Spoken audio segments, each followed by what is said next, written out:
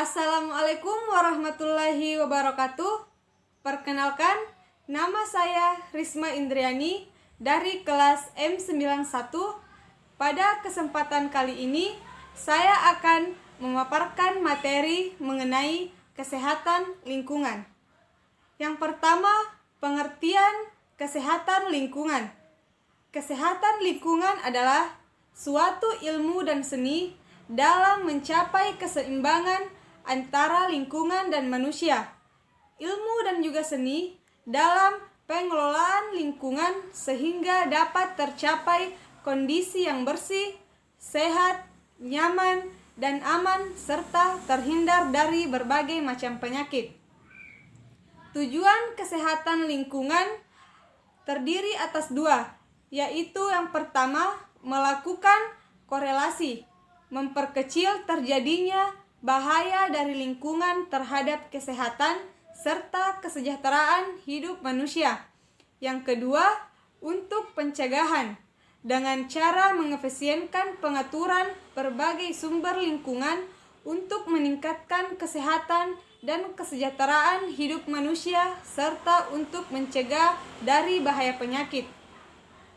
Komponen kesehatan lingkungan antara lain yaitu penyehatan air dan udara, pengamanan limbah padat atau sampah, pengamanan limbah cair, pengamanan radiasi, pengamanan kebisingan, pengamanan vektor penyakit, dan penyehatan serta pengamanan lainnya. Paradigma kesehatan lingkungan. Dalam upaya pengendalian penyakit berbasis lingkungan, maka perlu diketahui perjalanan penyakit atau patogenesis penyakit tersebut, sehingga kita dapat melakukan intervensi terhadap penyakit tersebut secara cepat dan tepat. Selanjutnya, materi kesehatan pribadi dan lingkungan. Pengertian kesehatan pribadi. Kesehatan pribadi adalah badan diri seseorang yang bersih dari segala penyakit, yaitu berasal dari dalam tubuh manusia maupun luar tubuh manusia tersebut. Pribadi yang sehat bisa dikatakan sehat bila luar dan dalam tubuh pribadi seseorang itu sudah bersih dari segala penyakit yang dapat mempengaruhi kesehatan pribadi tersebut. Aktivitas kesehatan pribadi yang dapat kita lakukan yaitu pertama, memelihara kebersihan diri. Yang kedua, memilih makanan yang sehat. Yang ketiga, istirahat dan tidur. Yang keempat, olahraga atau latihan fisik secara teratur. Yang kelima, perbanyak mengonsumsi air putih. Yang keenam, menghindari terjadinya penyakit.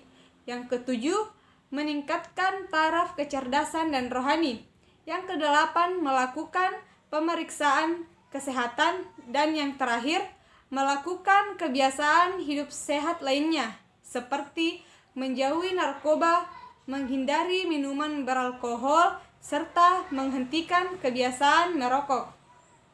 Aktivitas untuk kesehatan lingkungan salah satunya yaitu gerakan masyarakat hidup sehat atau Germas, yang merupakan suatu tindakan sistematis dan terencana yang dilakukan secara bersama-sama oleh seluruh komponen bangsa dengan kesadaran, kemauan, dan kemampuan berperilaku sehat untuk meningkatkan kualitas hidup.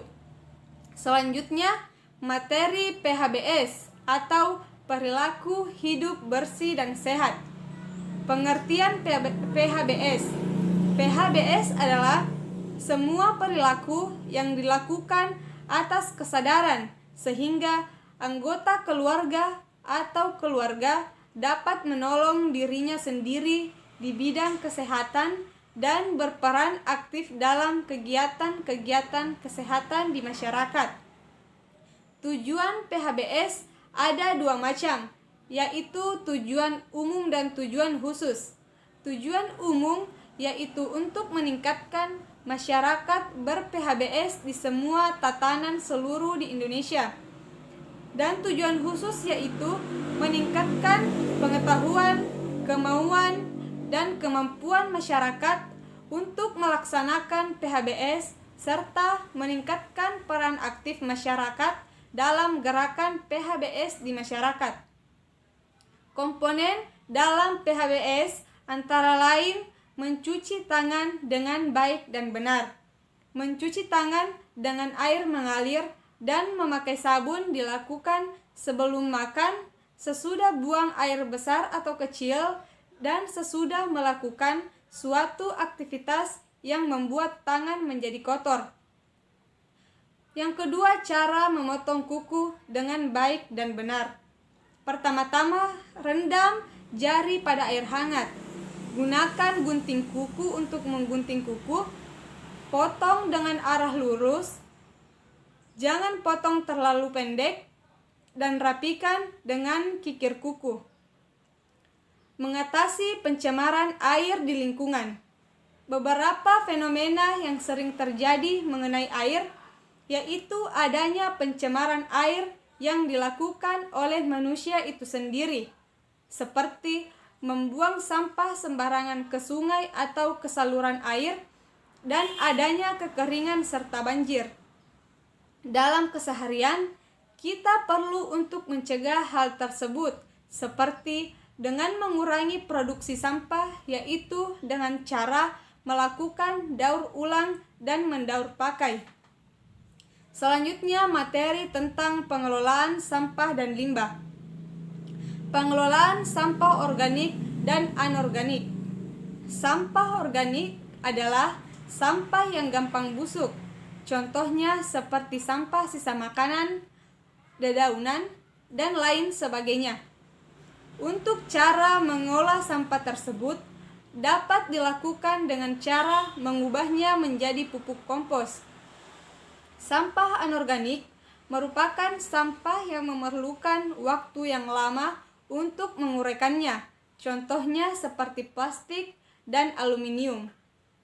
Cara pengelolaan sampah anorganik bisa dengan cara mengubahnya menjadi suatu barang yang berguna, seperti mengubah botol plastik menjadi kreasi tempat pensil atau hiasan bunga, tas, dan lain sebagainya. Cara pengelolaan sampah 3R. 3R terdiri atas reuse, reduce, dan recycle. Reuse berarti menggunakan kembali sampah yang masih dapat digunakan untuk fungsi yang sama ataupun fungsi lainnya. Reduce berarti mengurangi segala sesuatu yang mengakibatkan sampah. Dan recycle berarti mengolah kembali atau mendaur ulang sampah menjadi barang atau produk baru yang bermanfaat.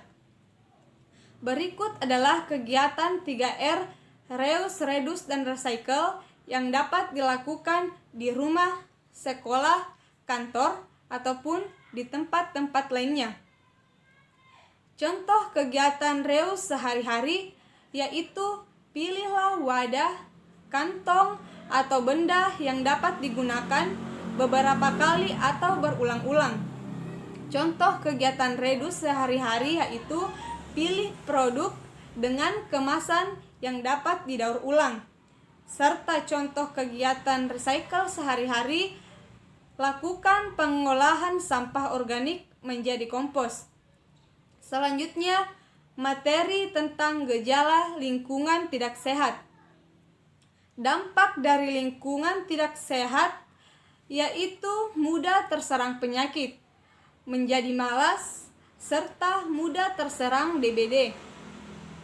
Upaya agar lingkungan menjadi sehat yang dapat kita lakukan, yang pertama, membuang sampah pada tempatnya, jangan dibuang di sembarang tempat. Yang kedua, membersihkan rumah dari kotoran atau debu. Yang ketiga, bersihkan halaman rumah secara rutin supaya terlihat bersih dan nyaman bila dipandang.